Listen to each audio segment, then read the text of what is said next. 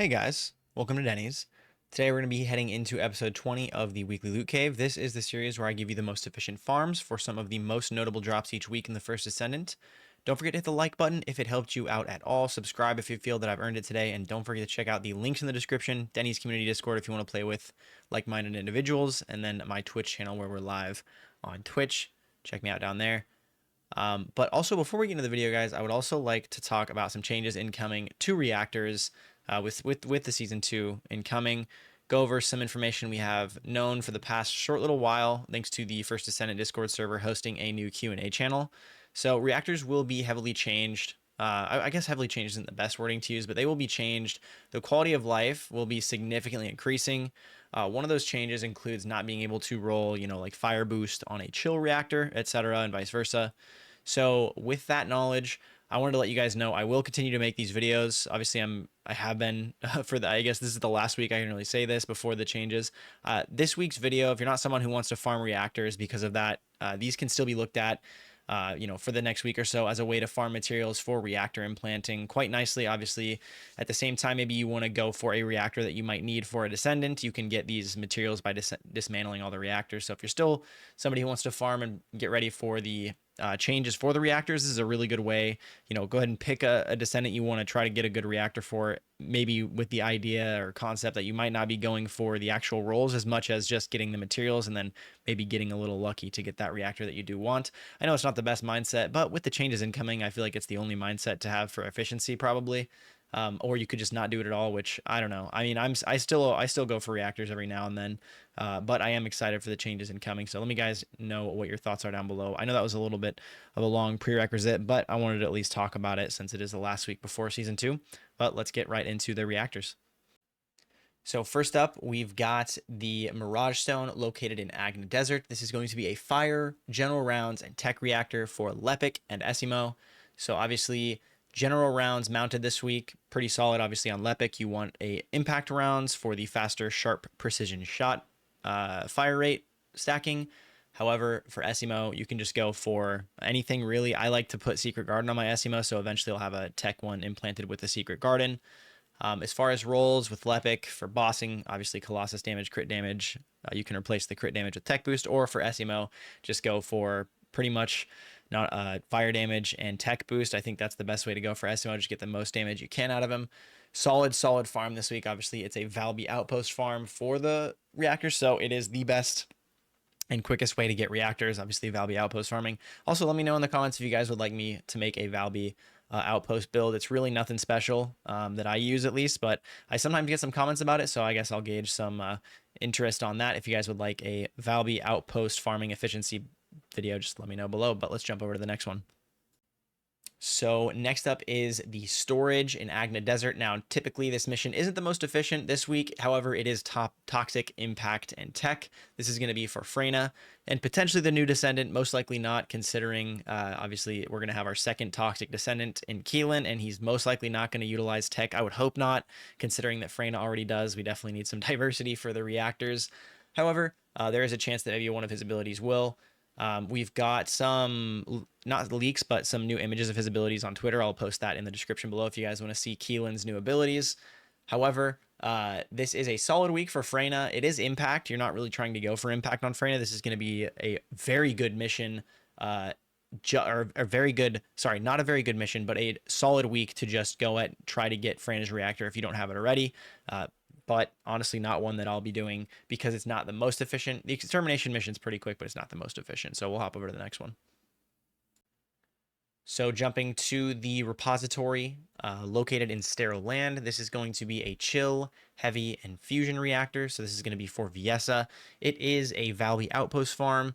So obviously very high quantity of reactors dropping. It is a Viessa reactor that doesn't really utilize any Transcendent modules, or at least doesn't use Absolute Zero. You're using her first 3 abilities with this, obviously being boosted by Fusion, so it's really up to the person who wants it. I'm probably going to go for something like cooldown duration or some kind of like maybe Fusion boost with this one, just for running around and spamming Viessa's 1, 2, and 3 abilities. And yeah, not much to it really. Again, a Valby outpost farm though, so a solid week to farm it if you need a Viessa reactor. And then jumping over to the converter facility located in Fortress, This is going to be a non-attribute general and singular reactor. So for Yujin and Enzo specifically, I will say for Enzo, doesn't really matter that much, as I do every week. It doesn't really matter that much for Enzo to have that secondary boosted, just because you're not really looking to do as much damage with your second and fourth ability on Enzo. However, it's nice to have that little bit extra if you're a little bit of a, you want everything to be perfect in your builds. So go for cooldown and duration with Enzo. I would get something like an Enduring Legacy. And then for Yujin, probably something like Divine Punishment. And you're going to go for the same cooldown and duration on Yujin. It is better to go for a fusion on Yujin for most of the support builds that are meta with Yujin. However, this is definitely still a good week to go for some reactors for Yujin if you don't have any. And it's a Valby Outpost farm again with the Converter Facility mission there. So yeah, solid week for Yujin and Enzo. And we move on to the next. And then next up, and our last reactor we're going to be talking about before we go into some mentions, some quick mentions, is going to be the reactor located in Defense Line. This is going to be in Fortress. It's another Valby Outpost farm for an electric general rounds and fusion reactor. This is probably the reactor most people are going to be paying attention to this week. I say that because we do have Ultimate Sharon coming out next week. Obviously, there's probably going to be some pretty big changes and additions to Sharon and her skills and stuff with the release of Ultimate Sharon. So this will probably be the most popular reactor farm location this week. There is another one located in the Vermilion Waste that is dropping electric impact fusion. It's the Vermilion Waste Valby Outpost farm. However, this is a Valby Outpost farm as well, and it's general rounds. I figure most people will probably want general rounds over impact with Sharon, but you never know. Some people liked the Wave of Light Sharon when the game first came out.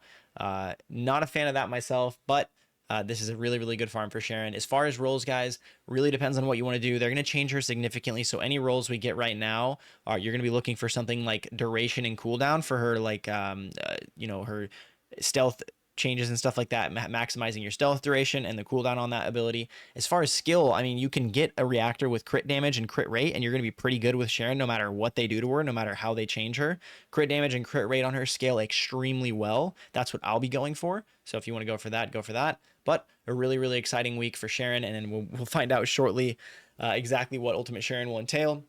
And if you have a crit damage reactor or crit hit chance reactor ready to go, you might have yourself a monster Descendant. We'll just have to wait and see what they do with her. But that is a really, really good farm for Sharon this week. And the last one before we talk about some special mentions.